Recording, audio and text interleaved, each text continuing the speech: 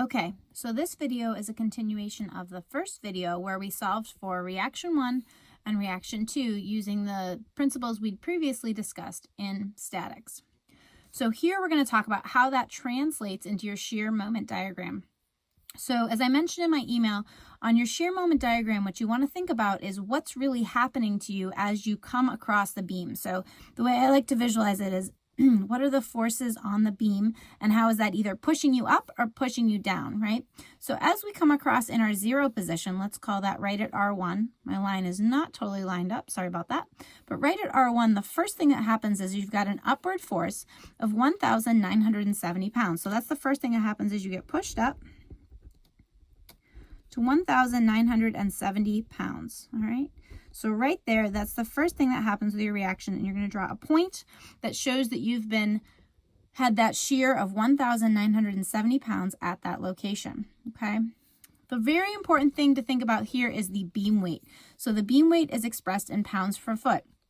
So every foot you drop or you're pushed down 147 pounds.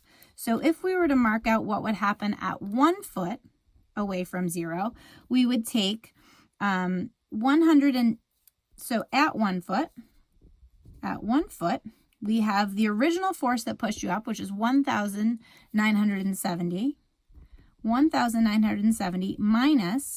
the 147 pounds that occurred between here and the 1 foot point as you walked across the beam. And that amount would give you your point here, which would be 1,823 pounds.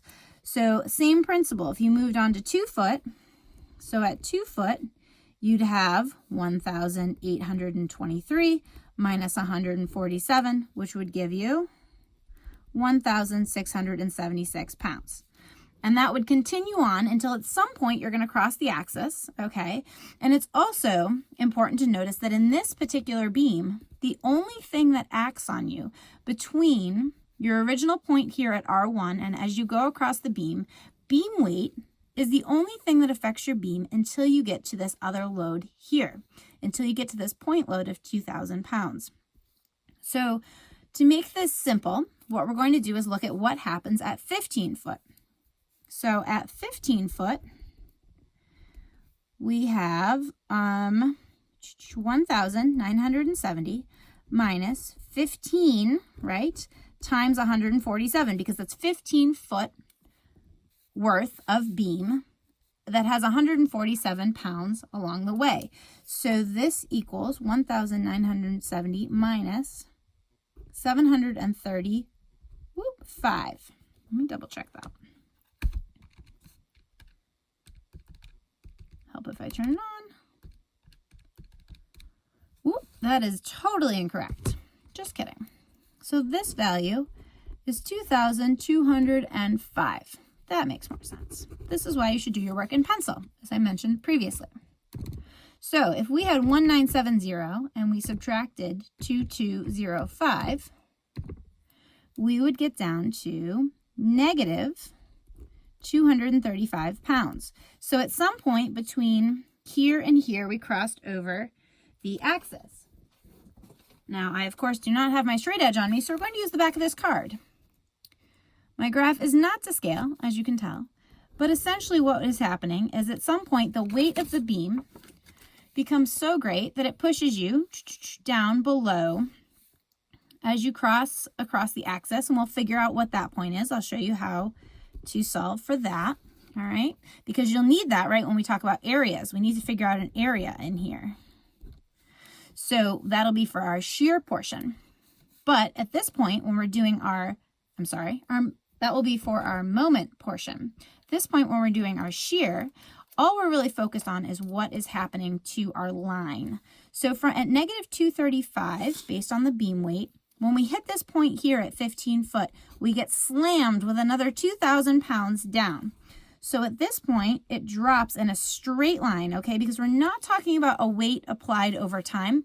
We're talking about a point load exactly acting at 15 foot. So this drops it right here. So negative 2,235 pounds. all right? And that point will occur here.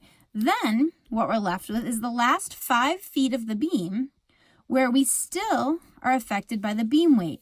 So I'm going to have to do a little bit of working through my scribbles here, but you will see that for the last 5, we're going to take 5 times, that's what that number was, 147. Let me double check that on my calculator. So 5 times 147 is 735 pounds. That's that magic number, right? And because it's acting incrementally as we go through, we're going to draw that point way down here, which makes my graph look really crappy and is going to cut through this. So I'm sorry about that. But if we take 735 and we add it to 2235, remember they're both in the negative, we get negative 2,970 pounds. Got to use that card again. All right, you should have a proper straight edge to do this work. If not, apparently a card will work. Okay, so what you'll notice is by the time we get to 20 foot and the beam weight has affected it all the way down through here, then it got slammed again with a 2,000 pound hit from that point load. And then we gradually had the beam weight, it brought it to 2,970. At 20 foot, we also have a positive force in the upward direction of 2,970 pounds. So what that will do is it'll push it all the way back up to 0, right? And that makes sense. And that's how you can do the checks for what's going on in your shear graph to make sure that it makes sense. So in this instance, when it ends at 0 and our math works out, we are happy. All right.